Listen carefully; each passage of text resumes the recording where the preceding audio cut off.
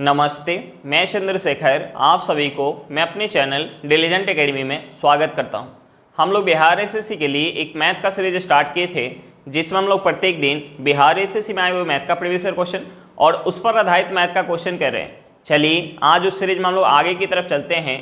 इससे पहले अगर आप मेरे चैनल पर नए हों तो चैनल को सब्सक्राइब कर लें और बेल आइकन को प्रेस करना बिल्कुल ना भूलें, ताकि आपको सबसे पहले लेटेस्ट नोटिफिकेशन मिलता रहे। चलिए अब हम लोग क्वेश्चन की तरफ चलते हैं। देखिए हमारा क्वेश्चन क्या दिया हुआ है। हमारा क्वेश्चन है ए और बी ने किसी कार्य को करने का 4500 रुपये में ठेका लिया। ए अकेला इस कार्य को 8 दिन में तथा बी इस कार्य को 12 दिन में कर सकता है।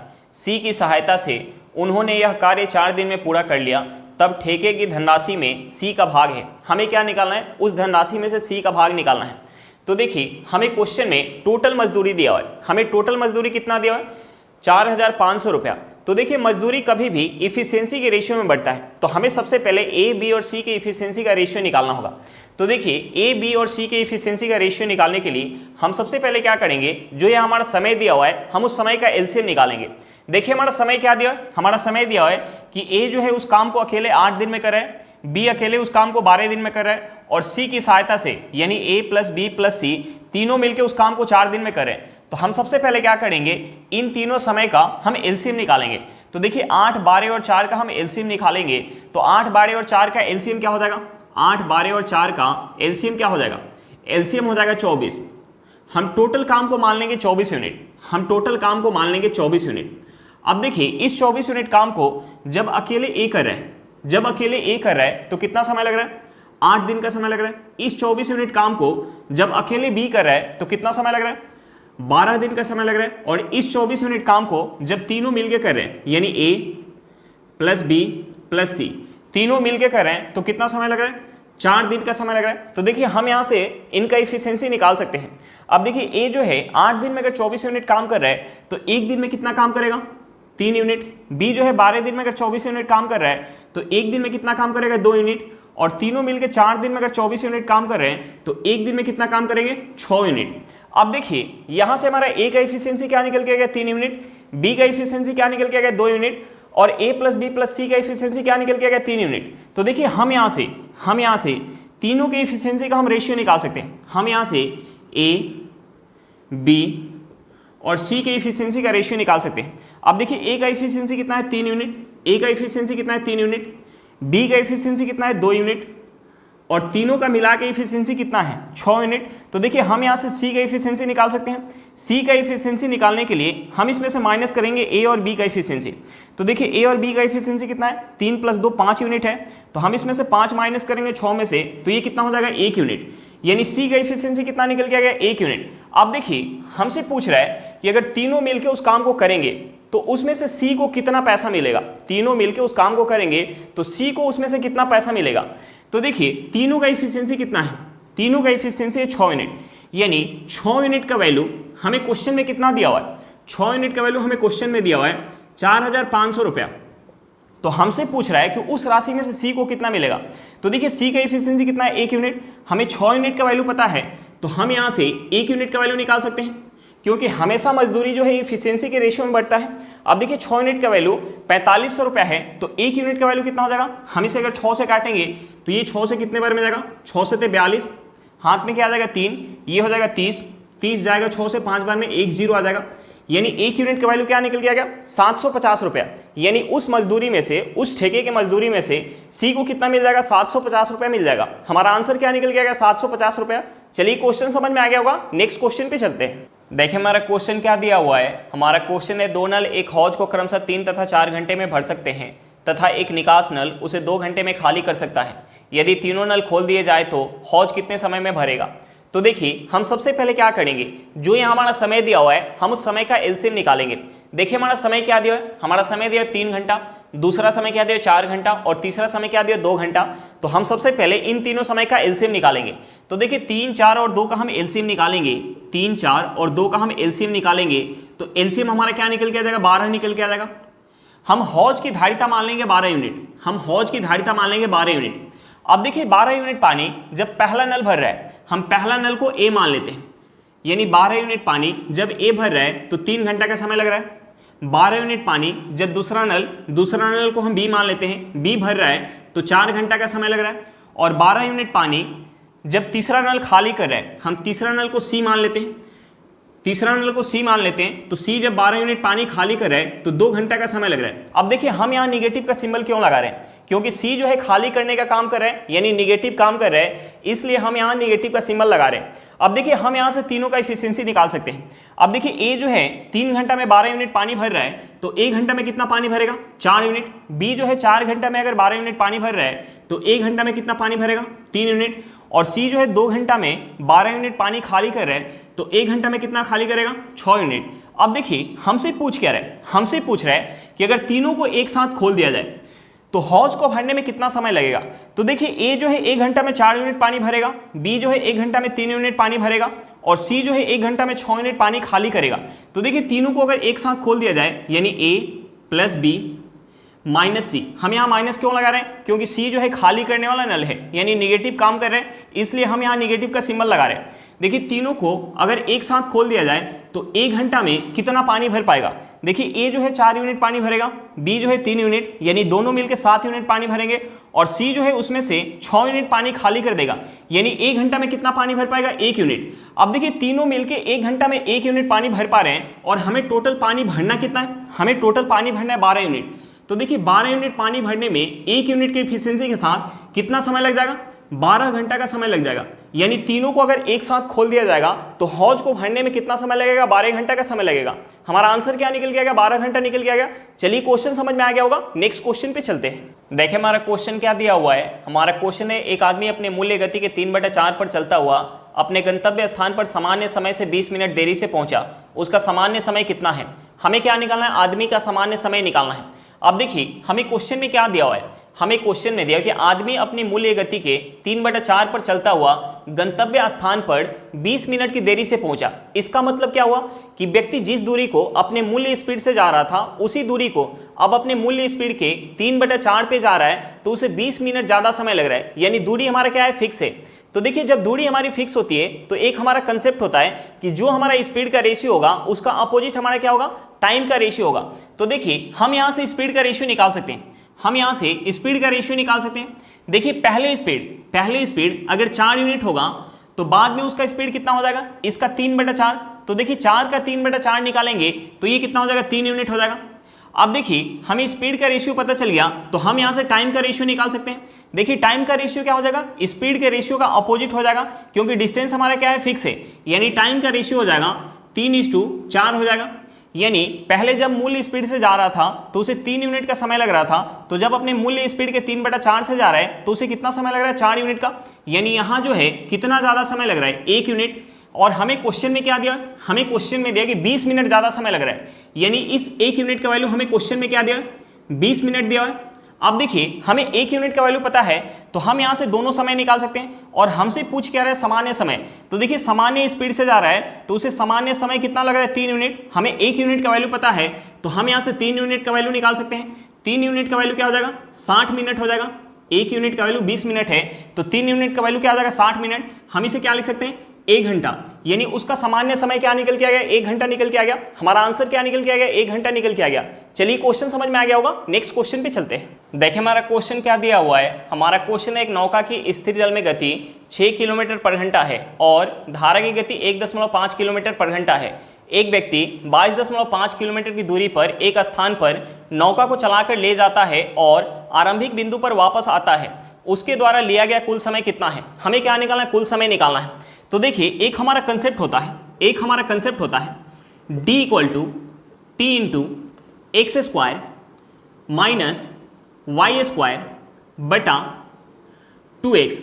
अब देखिए यहाँ d क्या होता है, एक साइड की दूरी, t क्या होता है, टोटल टाइम, यानी जाने और वापस आने में लगा टोटल टाइम, x क्या होता है, शांत जल में नाव की चाल, y क्या होता है, धारा की चाल। अब देखिए हमें इस क्वेश्चन में क्या दिया है, हमें क्वेश्चन में शांत जल में नाव का चाल दिया है, हमें क्वेश्चन में धारा का चाल दिया है और एक साइड का दूरी दिया है। यानी हमें क्वेश्चन में d का वैल्यू दिया है, x का वैल्यू दिया है और y का वैल्यू दिया है। तो देखिए हम इस इक्वेशन में d, x और y का वैल्यू पुट करके t का वैल्यू निकाल सकते हैं। यानी हम इस इक्वेशन में d, x और y का वैल्यू पुट करके हम टोटल टाइम निकाल सकते हैं। अब देखिए हमें क्वेश्चन में d का वैल्यू क्या दिया है, हमें d का वैल्यू दिया है डी का वैल्यू दिया हुआ 22.5 किलोमीटर, हमें टोटल टाइम निकालना है। एक्स का वैल्यू हमें क्वेश्चन ने क्या दिया, एक्स का वैल्यू दिया 6 किलोमीटर पर घंटा, तो हम 6 का स्क्वायर करेंगे तो ये हमारा हो जाएगा 36, माइनस वाई का वैल्यू क्या दिया 1.5 किलोमीटर पर घंटा, तो हम 1.5 का स्क्वायर करेंगे तो ये हमारा हो जाएगा 2.25 बटा एक्स का वैल्यू क्या है 6 किलोमीटर पर घंटा, तो हम 2 में अगर 6 से गुना करेंगे तो ये हमारा हो जाएगा 12। अब देखिए हम यहाँ से क्रॉस गुना करेंगे, तो ये हमारा हो जाएगा 22.5 गुने 12 इक्वल टू, अब देखिए हम यहाँ अगर माइनस कर ले तो ये हमारा हो जाएगा टी गुने, हम इसे माइनस करेंगे तो ये हमारा हो जाएगा 33.75 हो जाएगा। अब देखिए हम यहाँ से t इक्वल टू क्या लिख सकते हैं, हम यहाँ से t इक्वल टू लिख सकते हैं 22.5 गुने 12 बटा 33.75। अब देखिए अगर हम इसे 25 से काटेंगे तो ये 25 से कितने बार में जाएगा 0.9 बार में। हम इसे अगर 25 से काटेंगे तो ये 25 से कितने बार में जाएगा, ये 25 से एक बार में जाएगा, हाथ में क्या आ जाएगा 8 आ जाएगा, ये हो जाएगा 87। 25 से कितने बार में जाएगा 3 बार में, 25 से कितने बार में जाएगा 3 बार में, हाथ में क्या आ जाएगा 12, ये हमारा हो जाएगा 125। 25 से 5 बार में जाएगा, 2 अंक से पहले हम दशमलव लगाएंगे। अब देखिए अगर हम इसे काटेंगे तो ये कितने बार में जाएगा 0.9 से ये 1.35 कितने बार में जाएगा, ये चला जाएगा 1.5 बार में। अब देखिए 1.5 से अगर हम 12 को काटेंगे तो ये कितने बार में जाएगा 8 बार में, यानी यहाँ से हमारा टी का वैल्यू क्या निकल के आ गया 8 घंटा निकल के आ गया, यानी टोटल टाइम क्या निकल के आ गया 8 घंटा निकल के आ गया। हमारा आंसर क्या निकल के आ गया 8 घंटा निकल के आ गया। चलिए क्वेश्चन समझ में आ गया होगा, नेक्स्ट क्वेश्चन पे चलते हैं। देखिए हमारा क्वेश्चन क्या दिया हुआ है, हमारा क्वेश्चन है यदि x इक्वल टू 3 + 2 × √2 तो √x - 1 बटा √x का मान कितना होगा। अब देखिए हमें क्वेश्चन ने क्या दिया हुआ है, हमें क्वेश्चन ने दिया हुआ है x इक्वल टू 3 + 2 × √2 दिया हुआ है। तो देखिए हम यहाँ से x इक्वल टू लिख सकते हैं, हम इसे लिख सकते हैं 1 का स्क्वायर प्लस √2 का स्क्वायर। 1 का स्क्वायर कितना हो जाएगा, 1 का स्क्वायर 1 हो जाएगा, √2 का स्क्वायर कितना हो जाएगा 2 हो जाएगा, 1 + 2 कितना हो जाएगा 3 हो जाएगा, प्लस 2 × √2 × 1 लिख सकते हैं। अब देखिए यहाँ से हमारा x इक्वल टू क्या निकल के आ जाएगा 1 + √2 का होल स्क्वायर। अब देखिए हमसे पूछ क्या रहा है, हमसे पूछ रहा है √x - 1 बटा √x का मान पूछ रहा है। तो देखिए x का मान हमारा क्या निकल के आ गया 1 + √2 का होल स्क्वायर। तो हम यहाँ x के जगह 1 + √2 का होल स्क्वायर पुट करेंगे तो जब रूट से बाहर आएगा तो ये हमारा क्या हो जाएगा, ये हमारा हो जाएगा 1 + √2 माइनस 1 बटा 1 + √2 हो जाएगा। अब देखिए हम यहाँ से अगर माइनस करेंगे, तो ये हमारा हो जाएगा 1 + √2 का होल स्क्वायर माइनस 1 बटे में हमारा क्या हो जाएगा 1 + √2 हो जाएगा। अब देखिए 1 + √2 का होल स्क्वायर किसके बराबर है 3 + 2 × √2 के बराबर है। तो हम यहाँ पुट करेंगे 3 + 2 × √2 माइनस 1 बटे हमारा क्या हो जाएगा 1 + √2। अब देखिए हम यहाँ अगर माइनस करेंगे तो ये हमारा हो जाएगा 2 + 2 × √2 बटे हमारा हो जाएगा 1 + √2। यहाँ से अगर हम 2 कॉमन ले लेंगे तो ये हमारा हो जाएगा 2 × 1 + √2 और बटे में हमारा क्या है 1 + √2। अब देखिए 1 + √2 से हमारा 1 + √2 कट जाएगा, यहाँ से हमारा आंसर क्या निकल के आ जाएगा +-2, यानी हमारा सही आंसर क्या हो जाएगा ऑप्शन बी हो जाएगा। हमारा सही आंसर क्या हो जाएगा ऑप्शन बी हो जाएगा। चलिए क्वेश्चन समझ में आ गया होगा, नेक्स्ट क्वेश्चन पे चलते हैं। देखिए हमारा क्वेश्चन क्या दिया हुआ है, हमारा क्वेश्चन है यदि दो घनों के आयतनों का अनुपात 27:64 है तो उनके संपूर्ण पृष्ठीय क्षेत्रफलों का अनुपात कितना होगा। तो देखिए घन के आयतन का फॉर्मूला क्या होता है, घन के आयतन का फॉर्मूला होता है भुजा क्यू। घन के आयतन का फॉर्मूला क्या होता है भुजा क्यू, घन के आयतन का फॉर्मूला होता है भुजा क्यू। और घन के संपूर्ण पृष्ठीय क्षेत्रफल का फॉर्मूला क्या होता है, घन के संपूर्ण पृष्ठीय क्षेत्रफल का फॉर्मूला होता है 6 × भुजा स्क्वायर, 6 × भुजा स्क्वायर। अब देखिए हमसे पूछ क्या रहा है, हमें जो है क्वेश्चन में आयतन का रेशियो दिया हुआ है।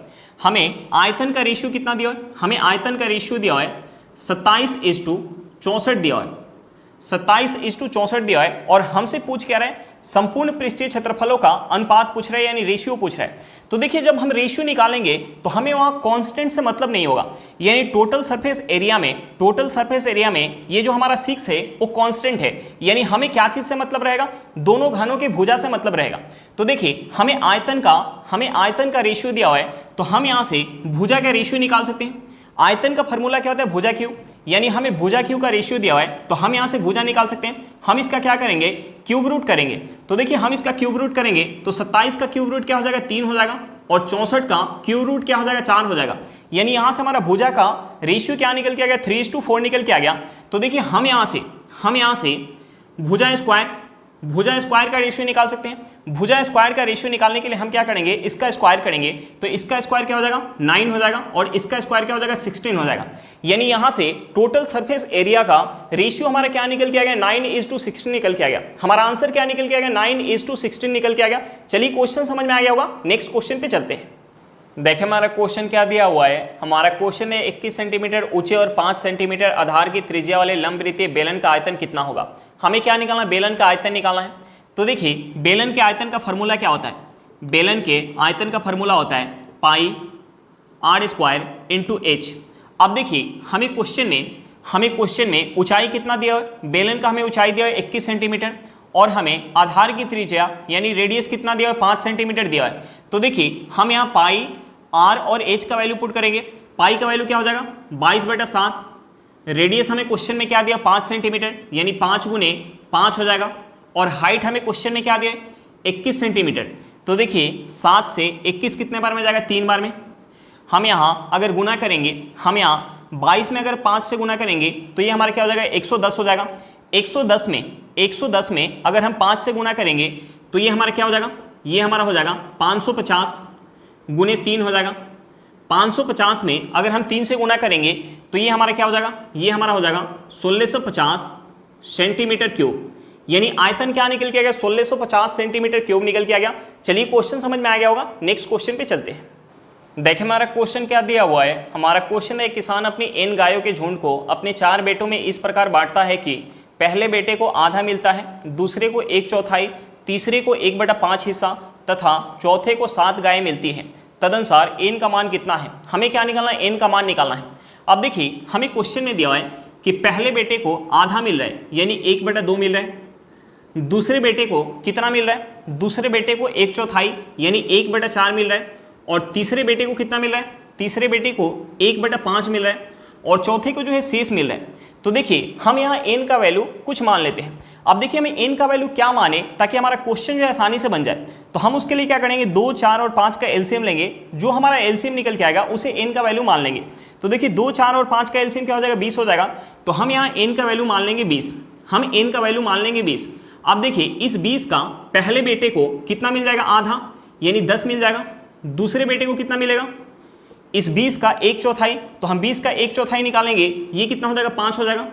तीसरे बेटे को कितना मिलेगा, तीसरे बेटे को कितना मिलेगा, इसका 1/5 यानी 20 का 1/5 निकालेंगे, ये कितना हो जाएगा, 4 हो जाएगा। और चौथे बेटे को शेष मिल जाएगा। अब देखिए ये हमारा कितना हो गया, 10 + 5 15 + 4 कितना हो जाएगा, 19, और टोटल कितना है, 20 है। यानी चौथे को शेष यानी कितना मिल जाएगा, 1 मिल जाएगा।